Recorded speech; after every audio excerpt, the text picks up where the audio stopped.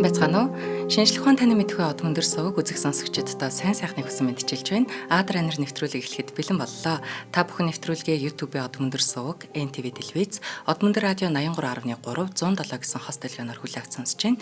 Нэвтрүүлгийн хамтран ажиллагчаар хүссэн хөрөнгөө хүссэн улсаас урайтай Invescore лизинг компани за мөн Wellness-ийг Wellbe Shop-ос урайтай Wellbe компани дэмжиж ажиллаж байна. Студид хөтлөгч Цамданхүү Цэнгэл баяр нар бэлэн боллоо. Өдрийн мэнд. За өдрийн мэнд. За ойлоо Парис хот руу аялна. Тэр нэг Бастилийн талбайд Дүүрийн театрын тэр нэг шилэн гадаргуу нарны гэрэлт ингээ нэг сайхан гэлзаад ингээ туяарчаа гэж төсөөлөр. Гадаа гудамжинд болохоор их халуун. Гэсэн ч гэсэн нөгөө театрын тайзан дээр бол их сайхан сэрүү татаал байж. Тэгээ Парисын театрын тэр Дүүрийн театрын хөшгөн их гоё хөшгөөд шүү дээ. Бусад Дүүрийн театрын хөшгүүдүүд бол яг л Парисийн л тийм баймар. Та үзүүлжсэн тий. Тэр хүнд хар хөшгөний араас нэг ирхэм цухууж байгаа юм л да ингээд. Харанхуйд өөрөө нөгөө бүдрэхгүй тулд хар шилээ ингээд авч байгаа.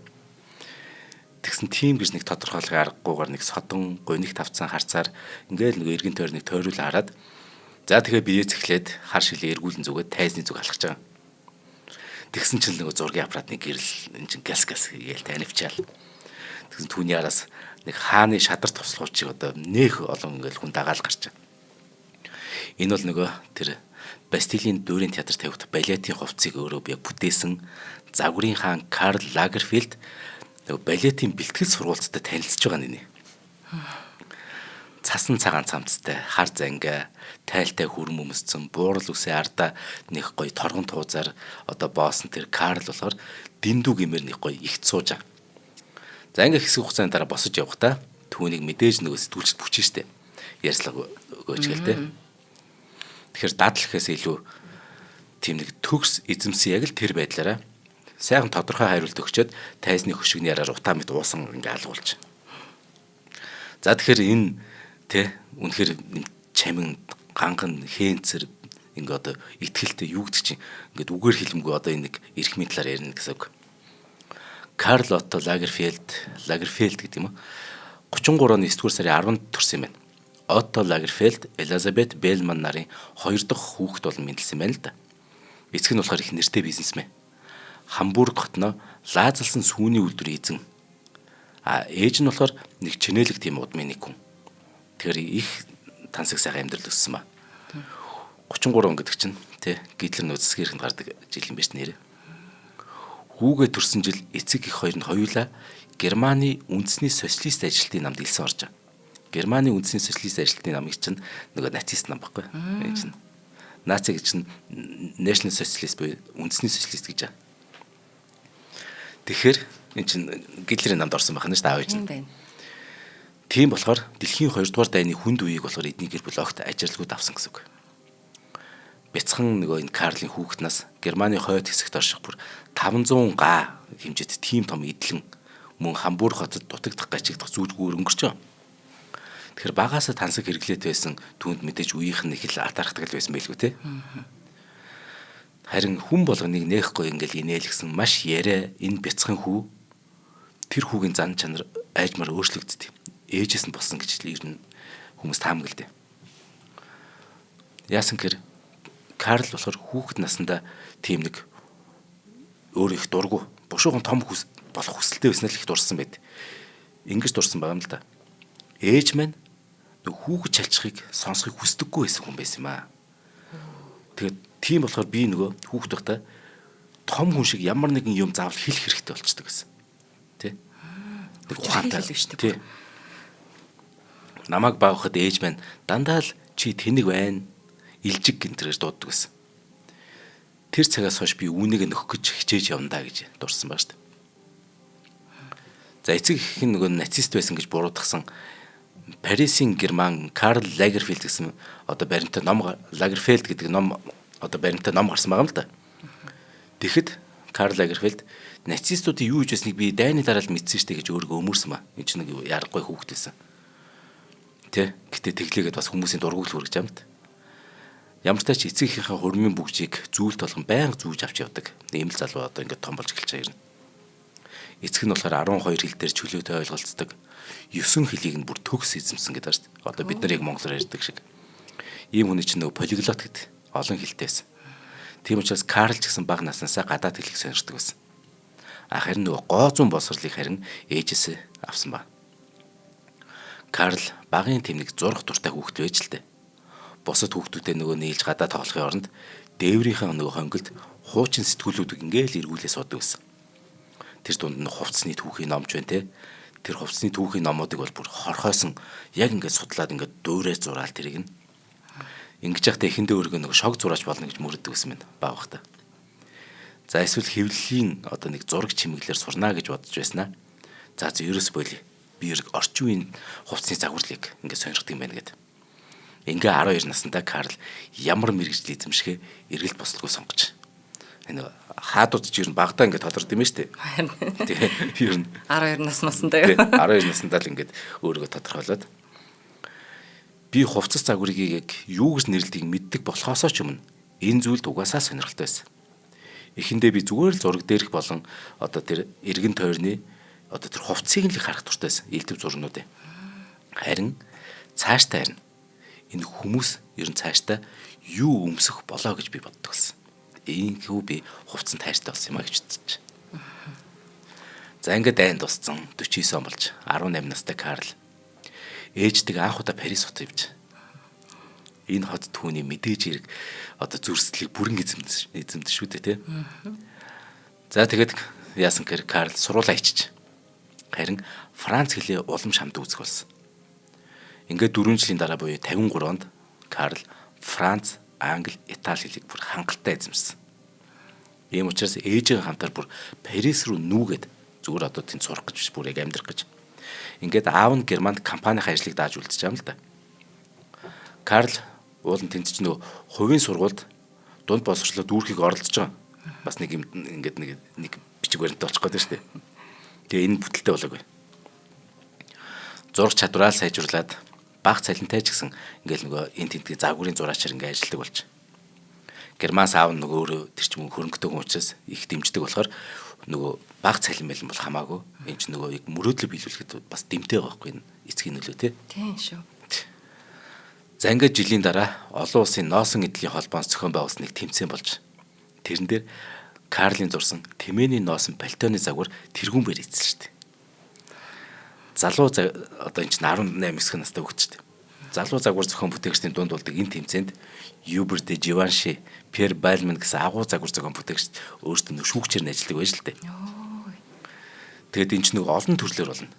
Одоо энэ төрлийн тэр төрлийн гэдэг энэ чинь өчнөө төрлөөр нөгөө төрөл болгон дээр нэг ялагч тадраа шүү дээ. Карл 21 настай байсан байна. Тэгсэн чинь энэ үчийн дайшинзны төрөлд нь нэг 18 тай залуу төрүүлсэн байна. Тэрийг нь Эвсен Лоран гэдэг. Ингээд нэг агуу хүмүүсийн нэр мэрэг зүгээр ингээд нэг тий найзах нэргэлж юм шиг хэлэгч яасан юм. За ингээд 21 настай Карл Лагерфельд 18 настай Ивтэй анх танилцж энэ хоёр чинь насан туршдаа найз, насан туршдаа өрсөлдөгч болон загварын тайзыг ээлжлэн эзэгнэх одоо тэр уралдаан ихсэн түүхний юм байна. Тэгсэн үүний дараа ээж нь эднэх чинь мөнгөтэй айл учраас түүнд нөгөө шаргал өнгөтэй Mercedes-Benz 190 кабриолет машин авч өгч л дээ. Яасан ч гоё. Тэгсэн харамсалтай нь энэ бэлгийн машинтайгаа явж байгаад нөгөө чинь автын ослолд ороод бүр үхээ шахсан гэж. Энэ явдлаас хойш эн чинь нөгөө их трама бас үүсгэж юм. Би нөгөө энийг ойлгоод. Осол гэдэг үү? Тий. Карл ахиж хизээш жолоо өрөг. Харин хувийн жолоочтой болоод тэгээ насан туршдаа хөдөө орон нутагт болохоор Rolls-Royce-аар орон нөгөө хотод болохоор Bentley л ундаг хүн болсон. Оо за. Бас нэр хоёр машин чинь юу гэж амар атарах нэвтрүүлэг. За ингээд энэ уралдааны дараа Карлыг нөгөө тухайн үед илүү загварлаг байсан Balenciaga гэдэг тий нөгөө алдарт өөрийн уралдаанд авахыг хүссэн байгаа юм л да. Тэгсэн чинь нөгөө шүүгчээр ажилласан Пьер Байлман болохоор өөрийнх нь туслахыг олгох штеп. Энд авиасын олоод харцсан. Тэгсэн Карл haute couture буюу одоо гар аргаар ойж нөгөө захиалгаар хийгдэг яг тэр хувцсан дээр жинхэнэ эсгүүр, ойдол хийдэг тийм загвар зохион бүтээж сурж байгаа энэ газар. 3 жил хагасны дараа залуу дизайнер ингээд нөгөө туслах байхасаа залах штеп энэ чинь өөр нэг авиасанд байж чадчих юм чинь. Би үүний төлөө ер нь төрөөгүй штеп гэд Жампату гэд түүний уралданд бүтээл хариуцсан тийм захирлын албан тушаалд ажиллах болж байгаа юм л да. Үүний дараа Марио Валентино Крития нэг Клой яаж март юм бол Хлоо ч юм уу. Тэ нэг Клой гэдэг нэг юм байдаг да. Fendi гэдэг маш олон тансаг зэрэглийн одоо тэр брэндүүдтэй бэлэн хувцсны чиглэлээр хамтран ажиллаад загварын тайзнаа алдарч эхэлжээ. Занга Карл 31 наснда буюу 1964 онд урлагийн сургуульд элсэн орно. Тэгэд 3 жил нэг сурж агаад тэгээ бас л дуусгалгүй хайчиж байгаа юм л да. Гэтэ эндээс нэг юм бас ойлгогдоод. Би бас энийг их сайн мэдрээд байгаа яг энэ хэсгийг. Яасан гэхээр сургууль гүйцээгүйч гэсэн нөгөө суралцах чадвартайгаа олж мэдэрдэг хүмүүс байдیں۔ Нөгөө ер нь суралцах чадвартай гэдэг. Тэгэхээр заавал сургуулаар биш суралцах чадвар гэж бас байдаг байхгүй. Гэтэ эн чинь хүн болгон тийм биш л дээ ер нь. Гэтэ ямар ч байсан Карл яг өөрийнхөө тэр нөгөө суралцах чадвартайгаа олж мэдснээр өөрийгөө шууд босруулж эхэлдэг. Заавал сургуулаар бишээр. Яг үнэ тэрийг төгссөн төгсөөгүй биш. Жишээ нь урлагийн түүх өөрөө судлахаар заавал сургуулаар нь биш зүгээр шууд Италиг зорчиж. Тэгэл тэнд ингээд илдэв юм нэгэд ажиглаж шít. Ингээл эртний барак урсгалын ч юм янз бүр ингээд өшөө дурсгал тэр хээ угалж юу гэдэг нь те. Тайс декрац янз бүр юм л харж тэгээд өөрийгөө босруулчих. Тэгэхээр түүний судлаагүй урлагийн урсгал чиглэл бүр байхгүй гэж. Ингээд баракогоос эхлээд Артико хүртэл бүрэн дүүрэн уран бүтээлтэй өөрөө тусгаж эхэлдэг. Үүгээрээ Карл Лагерфельд бол чөлөөт уран бүтээлчээр нөх хэрхэн ажиллаж болдгийг бүрэн утгаар нь төгс утгаар нь харуулж байгаа. Парис дахта Карл насныхан хайрыг олсон. Жак де Баше гэдэг нэг дэгжин залуу байгаа. 23 настай Баше болохоор дөш төхөж яваа энэ Карлыг яаж татсан гэхээр өөрийн нөгөө хизээж бууж өгдөггүй их зан Франц нэг их зан байдаг да. Тэр их зан. Тэгээ мөн зугаа цэнгэлээс татгалздаггүйгээр нэг талаар ингээд Карлыг татчихаа. Нөгөө талаар түүнд бас маш их асуудал үүсгдэг найз залуу нь болж хуурд. Карл Лагерфельд чинь гэрөө радиор сонсч байгаа юм бол хоёр эрэгтэй хүний хайрын тухай ярьж байгаа шүү дээ. Карлын ууггүй хөдөлмөрж олсон мөнгөөр Баше яадаг гэсэн гэр зөв 1500 хүн оролцсон нэг орны цэнгүүн зохион байгуулах юу ч биш. Ингиж мөнгөний үрдэг гэсэн. Нэг чинь асуудал болж байгаа байхгүй байсан. Тэ? Баше тэгсэн мөрчлөө нөгөө Карлын найз бас өрсөлдөгч нөгөө Ив Сен Лораны амраг болчтой. Бас тий. Ястаа үнэхээр хөөцөл төмөр хүн байна энэ ч. Тэгээд энэ үедээ хар тамхинд донтоод тэр болгонд нөгөө Карл чинь хөөрхи өгөөмөр гараа нөгөө энэ Башед сунгаж байгаа юм л да. Карл болохоор нөгөө Баше болон Ив Сен Лораны одоо тэр нөгөө хайрыг болохоор платоник мэдэрхүүн хайр гэж дурдсан байгаа. Энд чинь нөгөө бэлгийн харьцаанаас ангид нэг тийм хайр гэлээ да. Бурханлаг хайр гэдэг ч юм уу. Тэгэхээр тэр Ив Сен Лораны амраг болсон тэр хоёрын хайрыг болохоор Карл Лагерфельд их сайн ойлгодог л байсан юм шиг үл. Ямар ч тач Баше гэд энэ залуу Карлтай танилцаад 5 жил болсны дараа буюу 1977 онд Fendi гэд брэндтэй зориулаад Усны түүх гэдэг ганц кино хийчихдээ. Ингээд яг нэг кино. Уран сайхны кино. Энэ нөгөө Карлын бэлэн хувцсных нь одоо сурчлагаанд болж шүү дээ. Гэхдээ энэ загварын кино гэдэг шинэ урсгалын эхлэлийг тавьд. Энэ хүн төрлөختөнд. Fendi ч нэг юм амар гоё үсэрхэг хувцснууд байдаг шүү дээ. Тэгэхээр тэр хоёрын амьдралын зам нээснээс 17 жилийн дараа буюу 1989 онд Баше дох өвчнөөс болж нас бардаг хэрэг. Карл эцсийн мөч хүртэл түүнтэй хамт байсан. Ингээд оршуулгын ёслолыг нь өөрөө гардан зохион байгуулд. Тэгэхээр Карл бол яг энэ залууд үнэхээр хайртай байж тээ нэр. Загвар зохион бүтээгч Карл минь энэ Башег дурсахдаа Хамбург хотод нэгэн эдлэн худалдаж аваад Жако эдлэн гэж нэрийдсэн ба. Тэгээ 6 жил болоод томоохон цэнгүүн зохион байгуулснаар эргүүлэн зарсан юм байна л да. Харин дараа жил нь Жако гэдэг нэртэй үнэртэй ус гаргаж Башегийн тухай яг ингэж дурсжээ. Тэр бол миний мэд хамгийн дэгжин яг Франц хүн байсан гэд. За хоёлаа ингэж хамтран ажиллаж танилцуулаад цаашаа үйл явдал яаж өрнөхийг харъя те. За нэвтрүүлгийн хамтран ажиллагчаар Wellness-ийг Wellbe Shop-оос өрөйтөгаар Wellbe компанид хэмжиж ажиллаж байна. Тэгэхээр өнөөдрөөс эхлээд үзэж байгаа сонсож байгаа бүх хүмүүс маань ашигтай бактери ууж хэвшицгээе гэж одоо уриалж байгаамаа. Тэгэхээр хүнийг эзэн дагуулгадж байгаа тэр ашигтай бактери дархлааны тогтолцооны бүр 90% бүрдүүлж байгаа. Та ашигтай бактерийг бүр өдөр тутамдаа тогтмол хэрглэж хэвших юм бол дархлаагаа дэмжиж эрүүл мэндэд одоо хөрөнгө оруулж байна л гэсэн үг юм. Тэгэхээр энэ GutPro дархлааг дэмжиж таны гидсний бичил орчныг тэнцвэржүүлээд биеийн ерөнхий эрүүл байдлыг хангах үйлчилгээтэй. Тэгээ Солонгосын өндөр чанарын бүтээгдэхүүн байгаа. За нэг удаагийн хэрэглээгээрээ том хүнд бол бүр 24 тэрбум ашигтай бактери, хүүхдэд зориулсан бас том байгаа. Тэр нь 16 тэрбум ашигтай бактери агуулмжтай. Тэрбум гэдэг тоог сонсоход гоё шүү тий. Одоо оронч яриад байгаа юм эсвэл нүүрсний мөнгөч яриад байгаа юм. Тэгсэн зүгээр ашигтай бактери ирж. Ашигтай бактери. За тэгээд нэр нь юу гэлээ? GadPro. Тий. GadPro. Энэ бүр бүх хэмээн сангуудаар зарагдчихж байгаа.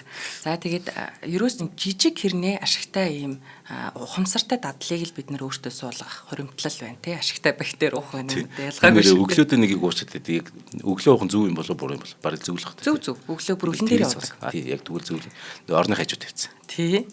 За дархлааг дэмжин өвчлөмтгий байдлыг бууруулна, гидсний бичил орчныг тэнцвэржүүлж хоол боловсруулах үйл ажиллагааг сайжруулна. За өтгөн хатаад идэг мэдэг хүмүүст бол бүр хамгийн бэс дарга энэ шүү. Антибиотик хэрэглэсний дараа таны одоо гидсний тэнцвэртэй байдлыг хангана, сэтгэл санааг тэгж яриг бүр тогтворчуулна, стресс бууруулна, харшлын улиралд биеийн тэнцвэрийг хадгална. За ер нь дархлаа айгуу сайн байгааг харшил баг баялаа энэ гэж ярьдаг учраас дархлаагаа л сайн дэмжиж авах хэрэгтэй манайхаа. Тэгээд сүүлийн үед хэрэглээд миний сэтгэл санаас хамаагүй гоё болсон байна. Тийм л юм байна л да. Яг байна. Яг үнэ би бүр GadPro аягүй дуртай. Би бол яг одоо тий хүмүүст хэлэхэд би ингээд өтгөн хатахт бол надад хамгийн шилдэг санагддаг шүү. Янз бүрийн та хэрэглэхгүйгээр. За Сүхбаатар дүүрэг Шангрила молын 2 давхарт Beauty Avenue тасаг дотор Wellbe Shop гэд байж байгаа. За эсвэл одоо Сүхбаатар дүүрэг тусгаар тохиолдлын ордны яг баруун талд Централ таврын 2 давхарт Wellbe Shop байгаа. Манайхан бас Wellbe Shop цэгийн сайтаар нь ороод захиалчиж болно. Эсвэл одоо 7711 7171 дугаараар нь лавлаад асууж болно шүү. За тэгээд өдөр болгон ашигтай бактери хэрглэж хэвшээ манайхан. За ингээд Карл 33 наснда буюу 1974 онд өөрийн Карл Лагерфельд Impression гэдэг загварын товчоогоо Германд нэгж загвар зохион бүтээгч бас үүнийх хажуугаар нөгөө Chloe түрүүний Chloe гэж урт юм шүү дээ. Chloe брэндэд бүтээлч захирлаар ажиллаж байгаа юм л да. Нөгөө creative director гэдэг тийм. Мөн Fendi лого зохион бүтээж өгч байгаа. Тэр бунтан Evan Richardson Tiziana Roma брэнд загварын захиалгууд хийж өгч байгаа гэдэг энэ чинь нэг хүн яаж ийм олон юм зэрэг хийх юм бөөмд. Энэ үедээ Карл нөгөө загвар зохион бүтээгч Valentinoтой найзууд болж. Ингээд 80-аад он гэхэд Карл Лагерфельд мэрэгжлийн хувьд одоо эд оргил үед ирнэ. Түүнийг Австрийн Вен хотын хэрэглээний урлагийн их сургуульд 4 жилийн хугацаанд бүр зочин профессороор үрж ажиллаж байгаа шүү дээ. Нөө сургууль мөрөлд төгсөөгүй хамаагүй. Хайрсан маш сайн мэдж юм чинь. Сургуулаас илүү судалж зочин профессор болж шүү дээ. Энэ бол загвар зохион бүтээгчийг багшлуулахаар урьж байсан бүр анхны тохиолдол нэ. Энэ хугацаанд буюу 1983 оноос эхлээд Карл нөө хүнд хямралд орсон байсан нөө Chanel-ийн бас бүтээлч захирлаар жилийн 1 сая долларын цалинтай ажилд ордог байхгүй. Chanel ч одоо бид нар үнэхээр ямар мундаг юм дээ. Гэтэл 80-ад он чинь бүрстэ дороотсон байсан. Бизнес нь дампуурах дээр тулцсан. Тэгэд Карл Лагерфельд тэнд креатив директор орчдөг байхгүй. Лагерфельд Coco Chanel-ийн үлдээсэн энэ их өвийг яг том зөв голдролд нь оруулдаг. Chanel-ийн нөгөө сонгодог костюмны одоо тэр одоо юу гэдэг твидэн гэдэг үл материалыг нь өөрчлөхгүйгээр олон орчин үеийн тийм хувилрууд гаргаж ирж. Тэгээ мэдээж шилэн шигтгээ сувдаар чимгэлсэн одоо тэгэхэр чинь хуучны боловч дур улаан байдлыг нөө эргүүлэн авчирахгүй. Тэгсэн удалгүй түүнийг насан туршийн ерөнхий зохион бүтээгч болон гэрэлжтэй. Coco Chanel. Тэгэхээр эн чинь загварын ордонд бүхэлд нь хариуцуулна гэсэн үг. Тэгэхээр Лагерфельд нөгөө Coco Chanel-ийн энэ өвийг орчин үеийн заримдаа бүр уламжт бус байдлаар гаргаснаар брендийн нөгөө хуучин сувалдар эргээд сэргэж Chanel-ийн хэм маяг суурилсан шин санаадыг байнга нэвтрүүлнэ. Тэгэл нөгөө коллекцтэй цуглуулга өргөжүүлснээр эн чинь нөгөө залуу эмэгтэйчүүдийн дунд ч гэсэн энэ загварын тэргүүлэгч брэндүүдийн нэг болгож чадчих юм л да. Энд чинь зөвхөн одоо нэг жоохон баян хүмүүнд биштэй бүр. Тэгэхээр өнөөдөр Chanel нь дэлхийн хамгийн алдартай бас их тансаг зэрэглэлийн брэнд болсон шүү дээ. Дэлхийн хувцас загварын ертөнцид Chanel-ийн байр суурийг нэмэгдүүлэхэд ихээхэн хувь нэмэр орсон л Карл Лагерфельд 1986-нд 53 наснда хувцас загварын Оскар гэгддэг алтан хурвч гэдэг шагналыг гарт авт. Chanel-ийн загварын ордон санхүүгийн бүр асар их амжилтанд хүрч 80-ад онд ч бүр дэлхийд даяар хамгийн их дуураймал нь хийгдсэн брэнд гэж явдсан шүү дээ. Chanel уу? Тий. Тэгэхээр бүр ямар топ байсныг илэрхийлж. Тийм байна. Карл Лагерфельд бол би одоо энэ өргөлтөнд хаана гэдэг юм бол Карл Лагерфельд энэ Chanel-ийн нүүр царайг өөрчлөх дээр ч гэсэн энэ шинжилэл хийсэн гэдэг юм байна. Лагерфельд болохоор модельүүдийг нөгөө өөрөө нээ болдог. Тэдгээр дээр ч их хатуу шаардлага тавьд юм байна. Жишээ нь шаргал үстэй бүсгүүчүүд яг модноос гарч ирснийг үе үед. Тэгтэн цаа чинь хэнийг олж нисэн гэж герман бүсгүй. Клаудио Шифрик. Клаудио Шифрик гэдэг энэ герман бүсгүйг олж нэгэд анх загварын тайзныг Карл Лагерфельд гаргаж. Ингээд Шанелийн нүүр царай одоо энэ Клаудио Шифер болт. 6 жил хамтран ажиллахдаа Клаудио Шифер бүр яг Карл Лагерфельдийн жинхэнэ яг онготыг нь хөтлөгч байж тэ нэрт загвар өмсөгч болж байгаа. Тэгээ гайхалтай загваруудын ч гэсэн үзэгчдэд энэ бүсгүүл одоо төлөвлөсөн. За ингээд цаашаа ингээд дурдаад байвал хэдэн 10 бүсгүүчүүд хэдэн 10 залуучууд тэ Карл Лагерфельдийн модель болон загварын онготыг хөтлж байсан.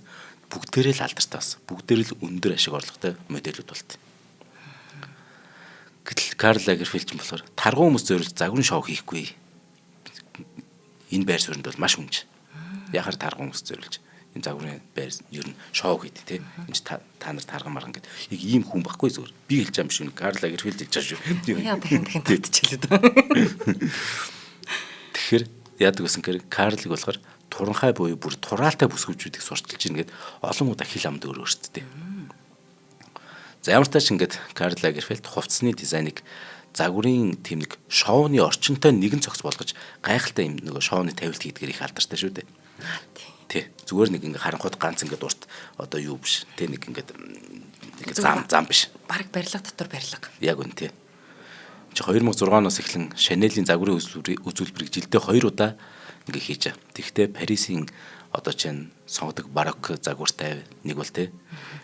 Тэгээд 5000 энэ чинь нэг 5000 м2 нэг гоё юу яж Гранд Палас билүүд Палайл гэж болох байхтай Францаар юу гэж урд мэдгүй. Гранд Палас гэж ойлгож зүгээр. Яг тийм нэг ингээд газар хийдэг болж. Энэ 2018 19 оны намар мөн өвлийн ингээд нэг одоо юу гэдгийг бэлэн хувцсны загварын шоунд зориулаад цаачин чинь навчис унагсан намрын ойрыг бий болгож байгаа шүү дээ. Ингээд хүн харахад. Би бас нэг юуг нь үзчихсэн. Ингээд нэг усан онгоцсон. Бараг л за бараг титаниктэй. Ингээд бид нар ингээд загвар үзэхээр нэг ордон л орж байгаа шүү дээ. Тэгсэн чинь урталт нь маш том ингээд усан онгоцлоо. Ингээд яг тэр уурын ингээд том хоёр яндан мандантай. Тэрнийх нь наагур ингээд загвар өмсөд ингээд явдаг байхгүй. Тэнгүүд яг усан цэргийн нэг цэнхэр зураас байдаг да. Яг тэр мэрийг янз бүр болгоцсон юм уу жишээ нь малгай залгаан тийм хийтэй. Тэгэнгүүтээ ингээд тэр чинь усан онгоцноос буудаг ингээд нэг хоёр тишиг ингээд нэг шатнууд байгаа шүү дээ. Тэрэн дээр ингээд нэг загвар өмсгчд ингээд гарангууд яг голд нь Карл Лагерфельд өөрөө ингээд зогсож магсч юм уу. Хачин гоё тэр. Яа, энд одоо яг сонгоцсон гарч байна. Гарч байна. Би ясаг тэр Парисын тайзныг харчихсан. Юу вэ? Энэ одоо барилгын дотор засал муу юм уу гэмээр. Бүр нэг орчин үеийн хувцсны үнэхээр гоё юм байна. Ингээд тайзны голд пуужин байна. Тэгээ пуужин байгаа штэ. Тэнгүүд ингээд утаан хөшиг ингээд татчих штэ. Нөгөө тэр загварын зам дээр нь ямар зэв харагдана. Тэнгүүд ингээд тэр хувцас загварууд нь үнэхээр нэг сонин зэвэн гоё. Тэгээд тэнд ингээд эрэхтэй эмхтэй загвар өмсгчтэй моделүүд ингээд алхаж байгаа нь тасархай. Карл Лагерфельд яг ийм хийдэг хөөх тий. Яста. Онцгой. Энэ маш их юм судалж мэдсэн. Тэр тайлсан үнэл. Тэгэхээр эн чинь хувцас дизайныг шоуны орчинтой нэгэн цогц бүтээл болгож гайхалтай тавил хийдгээрээ үнэхээр алдартай. Карл Лагерфельдийн ажлын бүтээмжийг яг бүтээмжийг нь шүү. Загварын ертөнцийн дээр бүр үнэхээр гайхдаг. Яа тэгэхээр Карл Лагерфельд чинь Chanel, Fendi, Карл Лагерфельд гэсэн энэ 3 брэндэд нэгэн зэрэг ажилладаг. Тэгвэл жилдээ бүр 20-од коллекц гаргадаг. Юу эн чинь жилд нэг удаа гаргавал эн чинь бүр бахархалтай сайхан мэт. Тэгэхээр жилдээ 20-од коллекц гаргадаг гэж байна. Тэгээ тайз. Тий. Карл ажил мэргэжилтэд өөрөө тун зарчимч. Тийм болохоор туслахудаас ч гэсэн үүнийг бас их шаардна л да. Тэгээ өөрийн нүүрийн хөдөлмөрийн тухай ингэж хэлсэн ба. Ингээд дахин засварлаа шүү дээ нэг юм бүтээлийг чинь тий. Тэгтээ би бол хизээж гомрохж байгаагүй юм. Би бол угаасаа машин л гэсэн үг. Яг тэгэхээр хэрв тий чи олон сая долларын бизнес удирдах байгаа бол түүнийг хамгийн олон хийдэг л байх хэрэгтэй гэдэг. Тэгж хэлжсэн. Тэгэхээр эн чинь олон тэрбум долларын эргэлттэй яаж яад нөгөө загвар гэдэг чинь тий хатуу ширэн өрсөлдөөнтэй улирлын аясаар л хувьсан өөрчлөгддөг энэ хувцас загвар ертөнцид хаанаар өргөмжлөн алдрын титмиг өөрөө тэргүүндээ тогтоож явна гэдэг чинь дурын дуртай хүн хийдэг ажил биш тий. Тийм болохоор Карл Лагерфельд өдөртөө 4 цаг унтдаг байсан ба. Тэгэл сэрэл бүх цагаа ажилдаа зориулна. Тэгжил эн чинь хаан ширээний титмээ. Тэг хааны титмээ энэ алдахгүй байх. Хичээж штэ. Тэгвэл нэг бүдэрхэл энэ дараагийн хүн титмийг аваад зүчтэй. Тийм. Нэг амьдралын хэмнэл алдагдаад л. Тэгээд 4 цаг унтаж амардаг байж энэ чинь хэцүү штэ гэхдээ хүн дэрнэ. Тэгж жагаад бөөн туслахуйтай болж нөгөөдөлдөө маш өндөр шаардлага тавиад ингээд арай гэж нэг 7 цаг ямарч унтдаг болж хувирсан сүүлдээ. Заашгүй те. Тэг Карл ч өөрөө загвар зохион бүтээгч зөвхөн биш. Энд чинь мэрэгжлийн шахуу гэрэл зурагч юм бас. Тэгээд өөрөө бас зохиолч юм чинь. Тийм шүү дээ. Нэг хэвлэлийн компанитайсэн шүү дээ. Тэгээ бас тайзны засалж түрүү ярьсан те бас ингээд нөгөө дотоод заслын интерьер те эдний чинь дизайнер хүн. Тэгээд яаж яагаад эхлэхдээ хэлсэнтэй энэ чинь театр болон дүүрийн жүжигний хувцсны дизайнер хүртэл өөрөө хийдэг. Анхандаа энэ чинь Италийн театруудын бүтээл дээр ажиллаж байснаа сүүлдээ одоо яг номер 1 театрууд Ла Скала театр ч юм уу Зальцбургийн одоо те их наадуудыг ингээд гар бие оролцдог болж. Төгс зүйл байнга тэмүүлдэг Карл загварын зураг авалтандаа сэтгэл хангалуун бус байдаг. Яг тэр загвар өмсөд ингээд үнэхээр гоё шоу хийчихэд тэг бөөн зурагч авчирчаад тэрнээс зургийг харахаар ингээд өөрөх нь нөгөө дотроо харж байгаа зураг нь ирэхгүй штэ. Нөгөө фото зурагчтаас. Тэгэхээр нь яасан гэр өөрөө гэрэл зурагч болчихдог байхгүй. Йоо. Тий. Нөгөө Тарантино нөгөө үзэх кино олдохгүй болохоор өөрөө кино гэдэг алдарсан гэдэгтэй адилхан.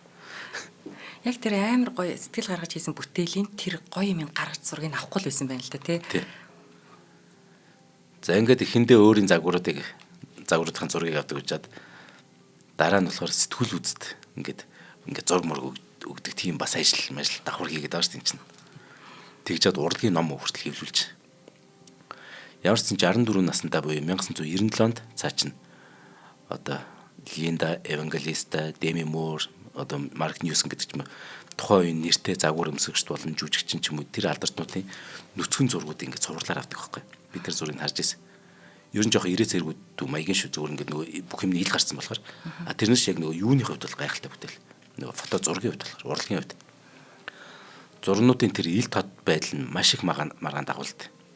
Гэхдээ л яг энэ нөгөө цуврал энэ фото зургуудыг Эзэн хааны шинэ хувцас гэдэг ёгт нэрээр түүхэндүүлдэг. Яг бол ямар ч хувцас юм чи. За. Нөө хаан үцгэн мэн гэдэг шиг. Тийм байна. За ингээд энэ хугацаанд Карл Лагерфельд өөрийнх нь дүр төрхийг ч гэсэн олонтоо сэлд. Одоо бид чинь нөгөө нарны шил идрэл мэдэн штэ тий. Тэгэхээр нарны шил нөгөө хуруугүй бэйли, хар костюм, цагаан цамц, торгон туузаар боосон үс зэрэг одоо яг бидэнд танил болсон энэ зүйлс чинь баг угаар ингээд бүрэлдэн тогтсон ба. Залуудаа нөгөө бусдын адил мэдээ чөлөөт хиймээр хосдог байсан ч гэсэн 33 наснаас нөгөө өвсөө боогод одооны төрхөнд ингээд айжмаар орж эхэлж. Үнэхээр гоё дэмжтэй. Өнөөдөр бидний мэдэх дүүний төр 2002 онд яг эцсийн байдлаар гарч ирж. Ингэхдээ яасан гэхээр 13 сарын хугацаанд за 1 жилийн дотор 40 кг-ийг хасж иж гарч ирсэн. Яг энэ төр төрх. Жилийн дотор 40 кг хассан гэж боддоо. Амар байна. Тий. Одоо зүгээр миний зүгээр тал нь байхгүй болчихсон. Тэгтээ айхтар уг нь тарган марган байгаагүй те. Тэгтэл ийм дончтой төрхөөрөг орох гэж тэгж хассан байна. Гэтэ ингийн тулд нэг доктор, нэг эрдэмтэн түүн зөвлөсөн хоолны дэглэмийг тусгайлан босруулсан байгаа байхгүй. Тэгээд энэ нь болохоор Карл Лагерфельдийн хоолны дэглэм гэдэг бүр ном болсон. Яг л энэ амжилттай болсон учраас. Тэгээ энэ номд бүр 200 мянган хувь зарагдсан гэж байна шүү дээ. Зүгээр нэг хүндтэй мөнгөөр одоо за нэг нөгөөд чинь $100 мянган нэг ном бичингүүтээ нөгөөдхөөр хэдэн сая доллар олчдаг гэсэн. Карлыг бол хар шилгүүгээр харсан бүр тун ховор. Харин хэдэн оноос ч үлээ нэг битүү сахал тавиа эрс өөрчлөлт хийсэн байдаг шүү дээ. Их олон хүн гайхшруулдаг. За тэр нь ч Карл Лагерфельд өөрөө их ном уншдаггүй. Өөрийгөө бүр номын донтой гэж тодорхойлдог. Яасан гэхээр өөрийнх нь номын цуглуул нь хэд гэж 300 мянган ном цуглуулгатай. Юу гэсэн ч үгүй тий. Нэг сонирхолтой зүйл нь болохоор Карл болохоор энэ олон номоо бүгдийг яг хэвтэй байдлаар тавьдаг. Бусаар биш. Яа тэгэхээр уншихад цаг үрдэггүй. Нэг гарчгийг уншихад цаг үрдэггүй. Бид нар чинь тэрийг хажуу жишээ шиг болж хардаг шүү дээ. Нэр яг тэгдэг тий.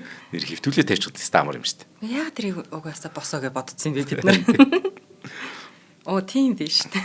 2000 онд 77 настай Карл Лагерфельд 7L гэдэг хэвлэлийн компани нөгөө нэрийн номын дэлгүүрээр нээж байгаа юм л да. За 2012 онд биш энэ ч одоо нас нь биш болчлаа. Би насыг буруулсан гэж магадгүй шүү. 19 онд өнгөрсөн байна уу те? Тий. 2012 онд ямарчсан Paper Passion гэдэг шинэ одоо номны үнэртэй тийм сүрчигт хайрцагны загварыг хийсэн байна. За одоо их номтой өнөөл шинж юм да. Тий.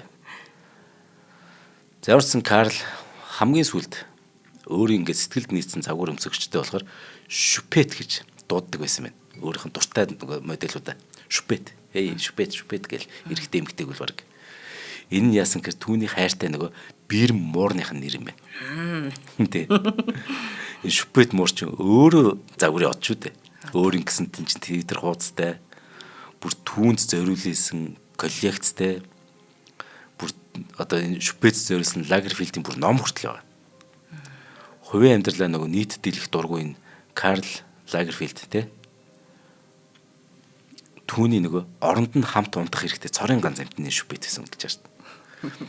Тийм ч учраас яг хэдийг нь мэдэхгүй энийг дэлхийн нийт мэдэхгүй байгаа гэсэн. Хэдийг нь мэдэхгүй ч гэсэн Карл Лагерфилд энэ Шүпет мууранда асар их хөрөнгө өвлөсөн гэдэг. Дэлхийн хамгийн баян амтан.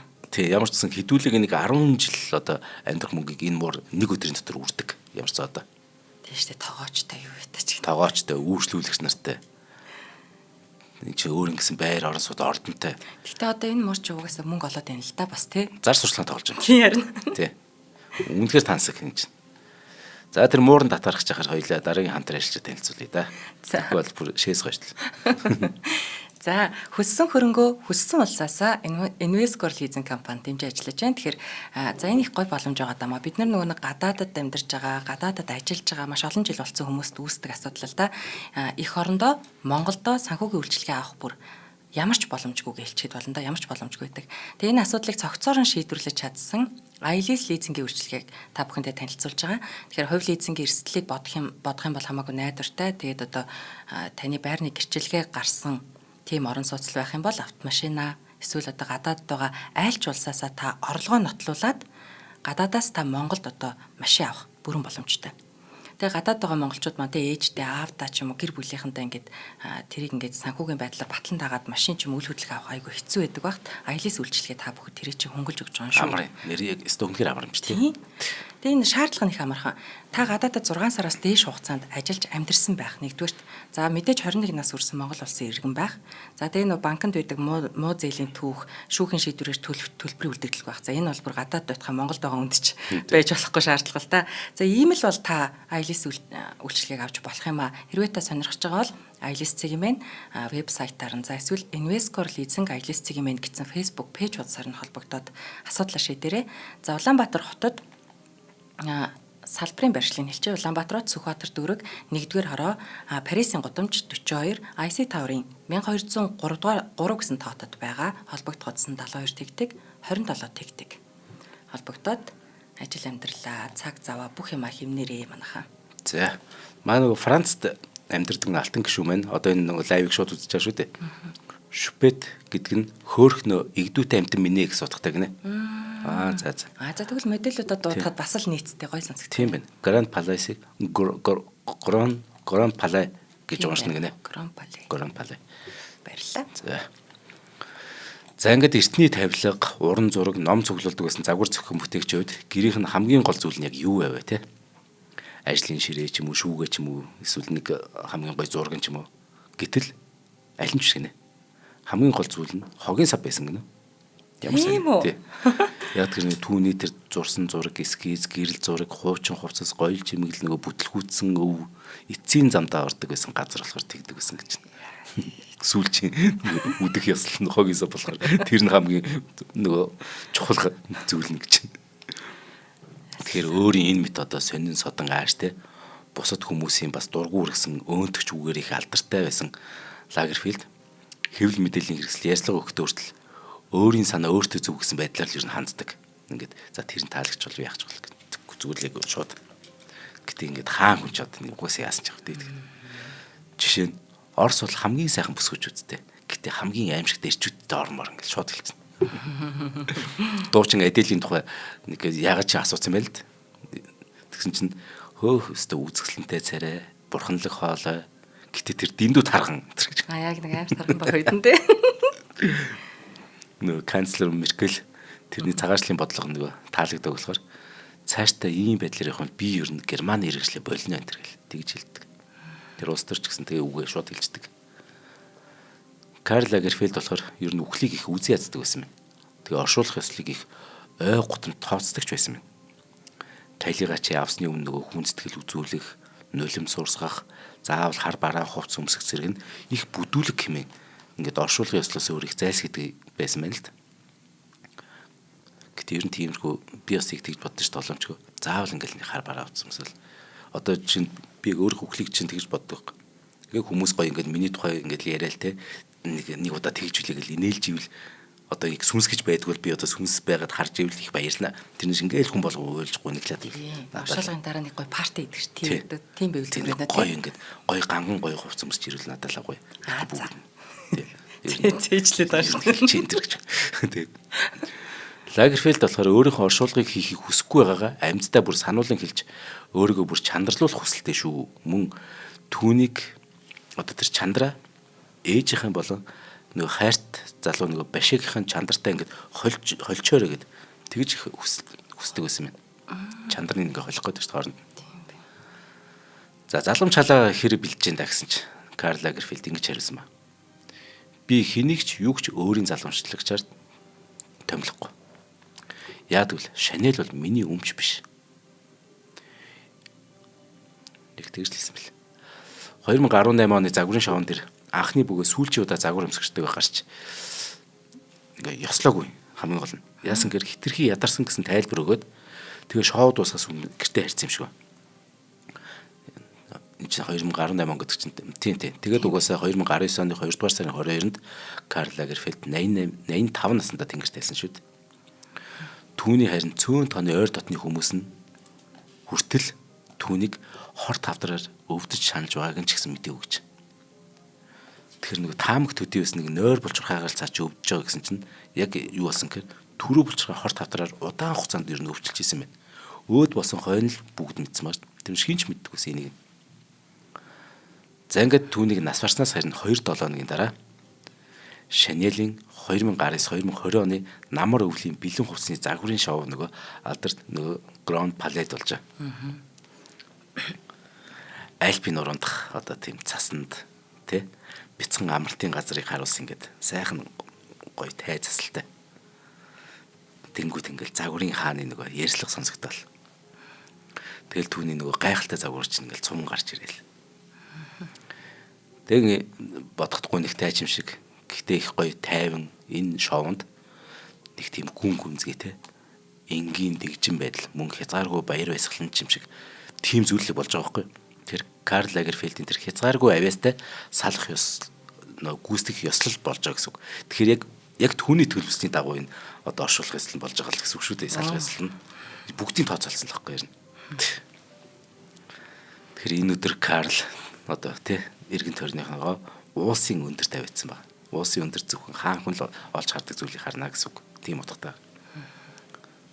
Засаар хучигдсан деважинд аваачиж байгаа юм л да. Би энд байгаа шүү гэдэг л тий. Энд чинь нөгөө их дэлхийн супер одууд чинь цагаан сарнаа барьсан нөгөө Дэвид Боюгийн Heroes гэдэг нөгөө тий. Тэр дуун дээр ингээ гараараас хөдөлцөөд алхахтаа ядч зарим ингээд нулимс арчин харагдаж байгаа шүү дээ. Гэтэл яварсан энэ бүгдийг харахад хэрвээ Лагерфельдийг өөрөө ингээд харж исэн бол их л таатай л байсан баг та. Загварын ертөнцид эгэл хүний чадварыг давсан шидтэн гэлтэй амьдэрсэн ингээд Карл Лагерфельдийг хаан гэдэгтээ маргах хүн бол одоо л гараагүй.